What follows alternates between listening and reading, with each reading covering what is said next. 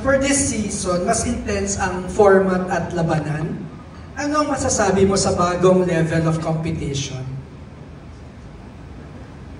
Ano ang masasabi ko sa bagong level?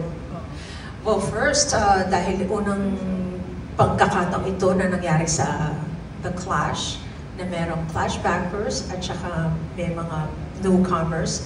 So, ito ay talagang parang exciting para sa akin, sa aming mga judges, because we were able to listen and watch the Clash backers again. They were able to give their best performances kung sa mga kanya-kanyang season nila. But personally, I am so happy to see them again and to hear them again perform for us.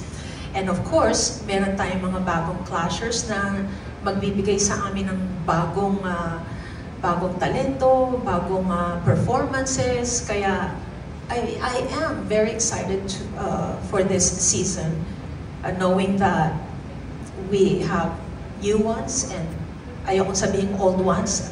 Ano na lang, mga veterans. So this is really an exciting experience for me personally because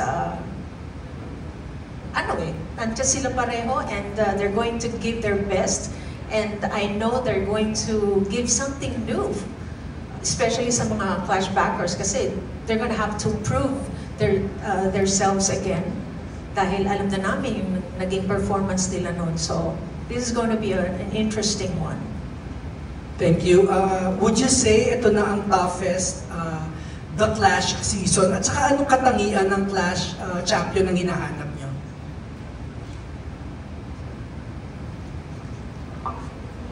Sorry ha, kailangan niyang i-repeat sa akin kasi hindi nga masyadong...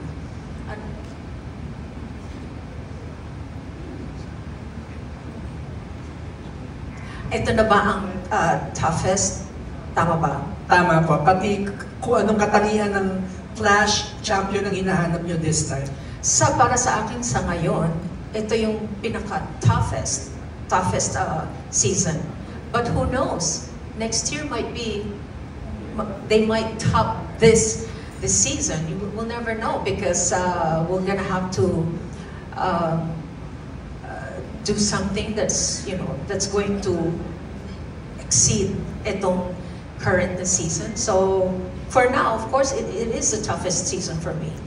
Because we are going to have to judge again the Clash backers, and it is going to be really, it's going to hurt me to let go just in case, kung merong mga kailangang ma-let go ng mga Clash backers, it's going to be hard for me, and of course, magiging mahirap din para sa kanila yon because bumalik sila dito and then bumalik sila para ma-defeat ulit. So, para sa akin, mahirap yun na makita. So, we'll see what's going to happen. So, for now, ang answer ko, yes, this is the toughest season so far. And what I'm looking for a clasher. As champion. Na champion. Oh my gosh, siguro this time gusto ko na hindi lang magiging appealing sila sa Filipino market, but I want them to be somehow magiging appealing din sila sa international scene or international audience. So, yun ang gusto ko sana for the champion. Salamat! Thank you, Joe.